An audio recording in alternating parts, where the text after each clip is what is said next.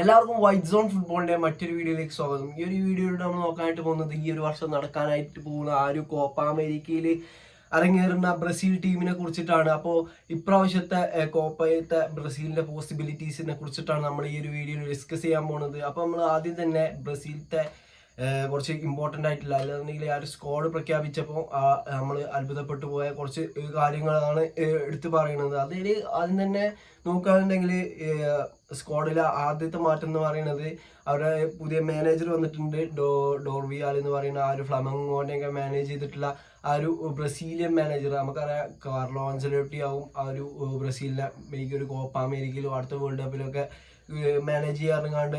കുറെ റൂമേഴ്സ് ഉണ്ടായിരുന്നു. ഏകദേശം ഫബ്രിസിയോ റൊമാനോടൊക്കെ റിപ്പോർട്ട് ചെയ്തിട്ട് ന്യൂസാണ് അതൊക്കെ. പക്ഷെ അതിനൊക്കെ ഓപ്പോസിറ്റ് ആയിട്ടാണ് കാര്യങ്ങൾ നടന്നിട്ടുണ്ടായിരുന്നത്. കാർലോ ആഞ്ചലോട്ടി 2026 വരെ ഈ ഒരു റയൽ മാഡ്രിഡിൽ കരാർ പുതുക്കുന്ന കാഴ്ച നമ്മൾ കണ്ടിട്ടുണ്ടായിരുന്നത്. അപ്പോൾ ഇനിയിപ്പോൾ ആഞ്ചലോട്ടിന്റെ ആ ഒരു പ്രസ്താവന അനുസരിച്ച് ആഞ്ചലോട്ടി ഇനി അവിടെ വിരമിക്കും എന്നുള്ളതാണ് ആഞ്ചലോട്ടിന്റെ തീരുമാനം എന്ന് പറയുന്നത്. അപ്പോൾ നമുക്ക് അതൊക്കെ വിടാം. അപ്പോൾ ബ്രസീലിന്റെ പുതിയ മാനേജർ പറയുന്നത് ഡോർവിയാൽ എന്ന് പറയുന്ന ആ ഒരു ഫ്ലമംഗോന്റെ മാനേജറാണ്. ഇപ്പോൾ ഈ ഒരു മാനേജറിന്റെ അണ്ടറിൽ ബ്രസീലിന്റെ ഒരു പെർഫോമൻസ് എന്ന് പറയുകയാണെന്നുണ്ടെങ്കിൽ ഇപ്പോൾ ഈ ഒരു ടിറ്റ പോയതിന് ശേഷം ഒന്നും കൂടി പച്ച പിടിച്ച് കണ്ടതെന്നൊക്കെ പറയാൻ പറ്റുന്ന ഒരു മാനേജറാണിത്.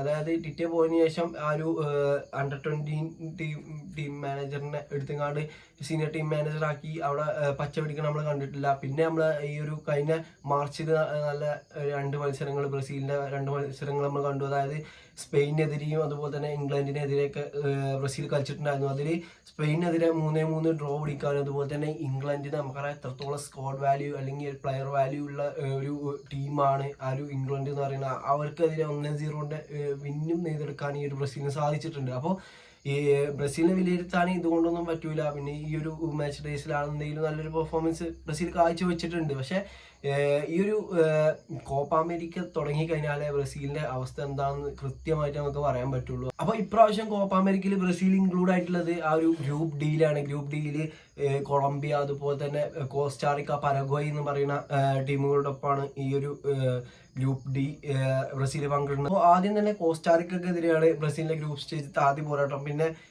പരഗ്വായ്, പിന്നെ കൊളംബിയ, അങ്ങനെയാണ് വരിക. ഇനിയിപ്പോൾ ബ്രസീലിന്റെ ഈ ഒരു നോക്കൗട്ട് സ്റ്റേജിലെ ഓപ്പോണൻസിനെ കുറിച്ച്, പോസിബിലിറ്റീസിനെ കുറിച്ച് നോക്കുകയാണെന്നുണ്ടെങ്കിൽ മിക്കവാറും USA ആകാനാണ് എനിക്ക് തോന്നുന്നത്. ഈ ഒരു ബ്രസീൽ 1ാം സ്ഥാനക്കാരായങ്ങാണ്ട് കയറുകയാണെന്നുണ്ടെങ്കിൽ ഈ ക്വാർട്ടർ ഫൈനലിൽ ബ്രസീലിന് കിട്ടാൻ പോകുന്ന ഒരു ഓപ്പോണന്റ് എന്ന് പറയുന്നത് മിക്കവാറും USA ആവും. നമുക്കറിയാം ബ്രസീൽ ലാസ്റ്റ് കളിച്ച മത്സരം USAക്കെതിരെയാണ്. അത് 1-1 ഡ്രോയിലാണ് അവസാനിച്ചിട്ടുണ്ടായിരുന്നത്. അപ്പോൾ USA എന്ന് പറയുന്നത് അത്യാവശ്യം കുറച്ച് ടഫാണ് ഇപ്പോഴത്തെ ബ്രസീലിനെ സംബന്ധിച്ചിടത്തോളം. പക്ഷേ കാര്യങ്ങളൊക്കെ ഒന്ന് ശരിയാക്കുകയാണെന്നുണ്ടെങ്കിൽ തീർച്ചയായിട്ടും ബ്രസീലിന് USA എന്തും അല്ല നമുക്കറിയാം. അപ്പോൾ പിന്നെ ബ്രസീൽ സെമിക്ക് പോകുകയാണെന്നുണ്ടെങ്കിൽ അവിടെ കിട്ടാൻ പോകുന്ന ഓപ്പോണന്റിന് എൻ്റെ ഒരു ഒപ്പീനിയൻ പറയുകയാണെന്നുണ്ടെങ്കിൽ അത് ഉറുഗ്വേ ആവും അതിൽ സെമി വരിക എന്നാണ് എനിക്ക് തോന്നുന്നത്.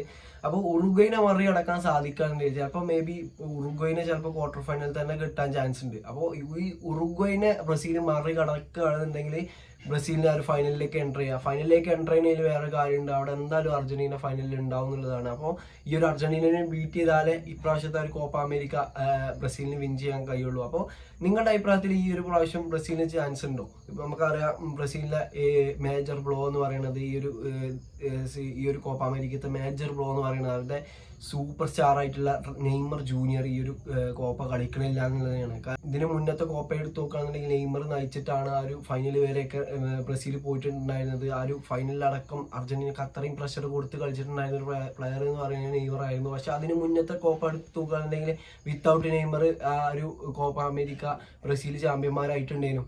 അപ്പോൾ അതും നമ്മൾ എടുത്ത് പറയണേ. പിന്നെ ബ്രസീലിനെ സംബന്ധിച്ചിടത്തോളം കുറെ യുവ താരങ്ങൾ, അല്ലാതെ എൻഡ്രിക്കിനെ പോലത്തുള്ള താരങ്ങളൊക്കെ ഇപ്പോൾ നല്ല ഇൻഫോമിൽ കളിക്കുന്ന ഇതാണ്. ഇനിയിപ്പോൾ വിനീഷ്യസ് ജൂനിയറൊക്കെ നമുക്കറിയാം ആ ഒരു റയലിൽ കളിക്കണതിൻ്റെ ഒരു പെർഫോമൻസ് ഇവിടെയും ഇവിടെ കാഴ്ചവെക്കാൻ കഴിഞ്ഞാൽ തീർച്ചയായിട്ടും ബ്രസീലിന് നല്ലൊരു ഓപ്പർച്യൂണിറ്റി ഉണ്ട് ഈ ഒരു കോപ്പ അമേരിക്ക എന്നുള്ളതാണ്. പിന്നെ നമുക്കറിയാം കുറെ മാറ്റങ്ങളോട് കൂടിയാണ് ഇപ്പോൾ ഈ ഒരു കോപ്പ അമേരിക്ക 2024 ബ്രസീൽ ടീം വന്നിട്ടുള്ളത് എന്നുള്ളത്. അപ്പോൾ നിങ്ങളുടെ അഭിപ്രായം തീർച്ചയായിട്ടും ഒന്ന് കമന്റ് ചെയ്യുക. അപ്പോൾ ഇന്നത്തെ വീഡിയോ എത്രയുള്ളൂ. ഈ ഒരു വീഡിയോ നിങ്ങൾക്ക് ഇഷ്ടപ്പെടുകയാണെന്നുണ്ടെങ്കിൽ തീർച്ചയായിട്ടും കൂടെ നിൽക്കുക. ഓക്കെ.